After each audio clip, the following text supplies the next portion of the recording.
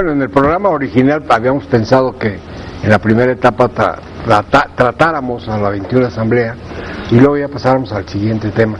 Creo que todavía da un poco y además le debemos la palabra al licenciado, que creo que con la espada desenvainada nos va a decir su concepto. Claro, mire, a mí me preocupa mucho el que partir de la idea de que con el estilo tradicional del PRI, entendido como tal, como rasgos característicos, la verticalidad, el presidente omnímodo como líder moral, material, espiritual y demás, que con eso podemos recuperar el espacio que nos toca en el espectro político. Yo creo que no debemos de olvidar que estamos regresando al partido por 12 años de desastre nacional. Dicen que es la docena trágica, la de los gobiernos panistas. Entonces la gente está dolida con este desencanto de la democracia. O sea, llega alguien hablando de que va a meter a la cárcel a las tepocatas, a las víboras prietas, y eso, ahora sí que eso ya calienta, eso emociona a cualquier ciudadano que ha padecido durante tantos años de abusos. Bueno, pues claro que emociona mucho, ¿no? Bueno, ahí está lo de la maestra, si creen que no es así. Lleva 2 años después. Sin embargo, yo sí creo que este país es diferente al que gobernamos a partir de que terminó la revolución. Pero el país, yo sí creo que tiene que haber un nuevo PRI. Si es o no es lo de menos, pero de que debe haber un nuevo PRI, debe haber un nuevo PRI basado en otra relación.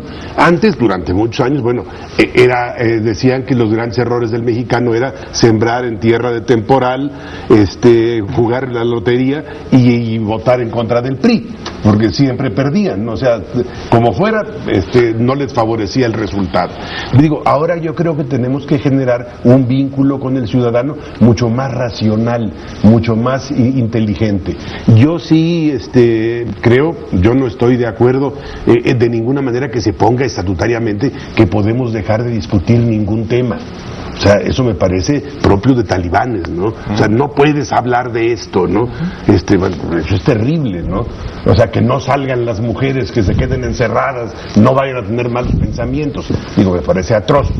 Pero sí creo que tenemos que reconocer que la burra no era arisca, que cuando nos hablan de que van a hacer una apertura en los sectores, suena a privatización, suena a repartición de canonjías y demás, y entonces, bueno, sí nos espanta a muchas gentes. A mí en lo particular, este tema de que le vamos a meter IVA a las medicinas y a los alimentos, no me gusta, no estoy de acuerdo. Tendría que generarse toda una estrategia para evitar que millones de mexicanos que están arriba que están en el trapecio, todavía los empujamos. ¿Sabes qué? Ahora te da el IVA. Pues te van a desbarrancar. Hay muchísima gente que está en la raya de la permanencia. Digo, yo creo que sí son temas que no hay que olvidarnos.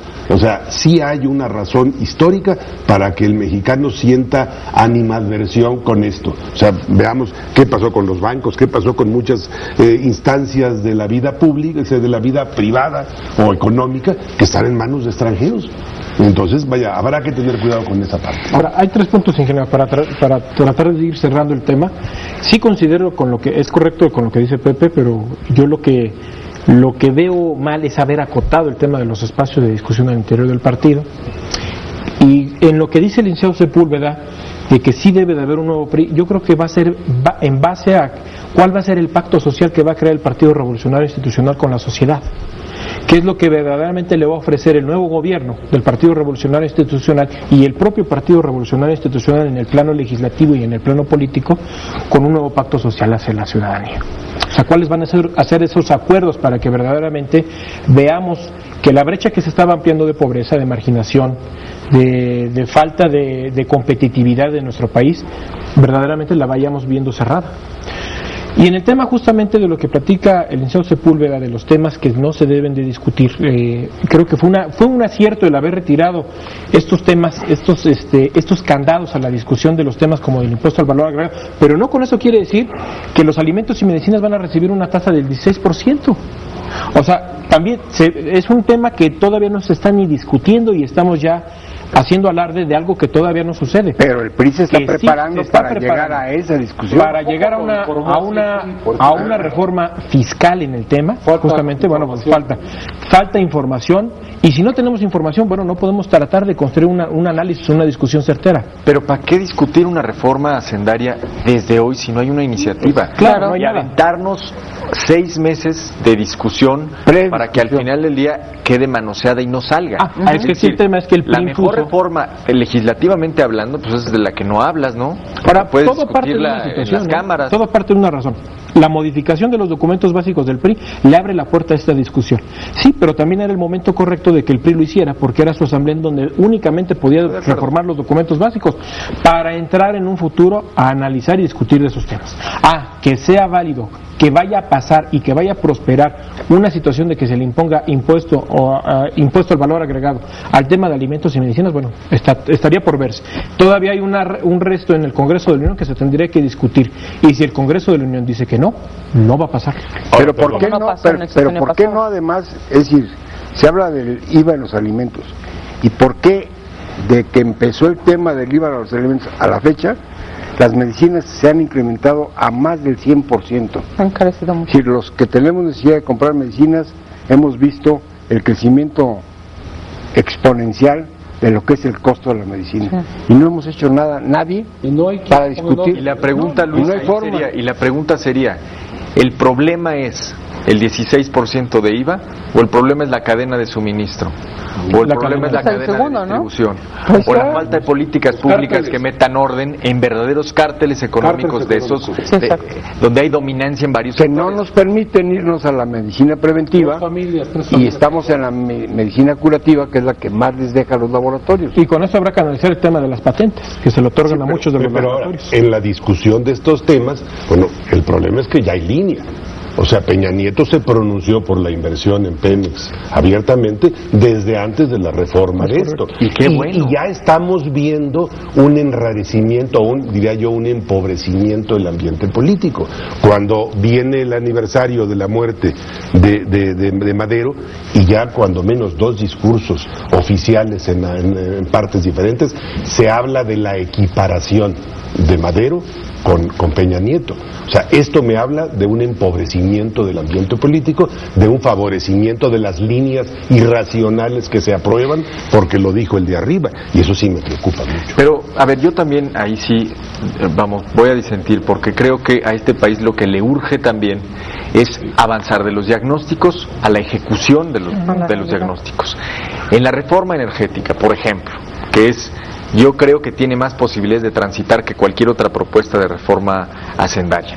En la reforma energética, me parece que hay que ver nada más los resultados de la Estrategia Nacional de Energía que se presentó hace apenas unos días, para ver que el peor enemigo del sector más importante de este país es el statu quo, es mantener las cosas como están. Entonces, la pregunta es, ¿qué podemos hacer para asociar capital público y privado para hacer del patrimonio que está en el subsuelo patrimonio que podamos aprovechar para el desarrollo nacional? Si logramos establecer una propuesta que tenga lógica y sentido en ese sentido, pero que además se adapte a la defensa constitucional de la propiedad nacional de los hidrocarburos, podrá transitar esta reforma.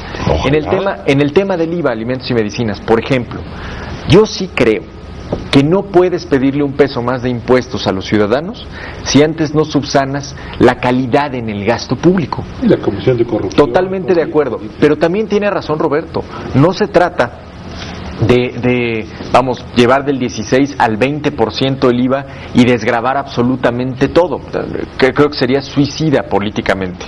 Y además, más importante, sería ineficaz, porque el IVA no es ni siquiera el impuesto que más recursos te da en términos presupuestales. No es tanta lana la que nos estaríamos jugando versus el costo político. Pero es con el que mejor se controlan. Es el más fácil de cobrar. Ahora, aquí entraríamos al tema justamente del endeudamiento de los estados. Estoy totalmente de acuerdo con lo que dice Pepe. El gobierno federal o el Estado mexicano no está en posibilidades actuales de pedirle a los mexicanos que paguen más IVA. ¿Por qué? Porque, hoy vemos la tasa de endeudamiento, falta de transparencia, opacidad en el manejo de la deuda de muchas de las entidades federativas, del propio gobierno federal, y que hoy, si no se subsana, si no se sanea las cuentas públicas, difícilmente el Estado mexicano mexicano le podrá exigir a los mexicanos un peso más. Ahí está la clave de esta discusión. ¿Qué llevamos discutiendo la reforma fiscal? ¿10 años? Más. 10, 12 años. En estos años, ¿cuál ha sido la premisa fundamental para impulsar una reforma hacendaria? No hay dinero para impulsar el desarrollo nacional y tienen que incrementarse los ingresos presupuestarios. Bueno, hay algo que derrumba esa premisa, y es que más la han habido. Más dinero este país ha tenido. Hoy se ejerce un presupuesto de casi 3 veces el último que ejerció Zedillo. El problema es en qué lo estamos gastando. Las entidades federativas de 10 años para acá tienen en promedio el triple de presupuesto. Digo, basta ver los números de cualquier entidad federativa para comprobarlo. Y a pesar de ello, se endeudaron. Entonces, si tú les das más recursos a cambio de nada, si les das más recursos presupuestales vía una reforma hacendaria sin los controles necesarios en términos de transparencia y de calidad de gasto, lo que estás financiando es el dispendio. Lo que estás haciendo es comprar Suburbans, aviones, derroches, viajes, fotografías. Eso es lo que se estaría financiando. Entonces, me parece que si le queremos entrar en serio al tema de la reforma hacendaria, uno es el tema de ingresos tributarios. Otro, fundamental, es el tema de gasto y el tema de calidad en el gasto. El tema de rendición de cuentas y de cómo hacemos que cada peso que es de todos se invierte mejor. Porque de lo contrario, y aquí sí coincido en absoluto, tú no puedes subir un peso de impuestos si no lo gastas antes mejor. Y el tema de hay control. Y el tema de los estados y de las entidades federativas me parece que es emblemático, es decir, han tenido mucho más dinero y han accedido a obligaciones financieras, a líneas de crédito que en verdad son trágicas, no por el monto. El monto representa 3% del PIB.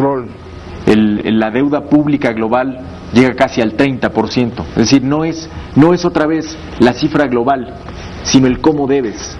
Apliquémoslo a la vida diaria, a las finanzas personales. El crédito per se no es malo, si no podemos comprar un coche o una casa. El problema es si voy a tener para pagarlo y si tengo que dejar de comer para pagar mis créditos, que es lo que hoy les está pasando a las entidades federativas, ¿no? Vamos a un corte. Vamos a hacer una pausa. Recuerde nuestro correo electrónico vistobueno.televisión@gmail.com. Regresamos.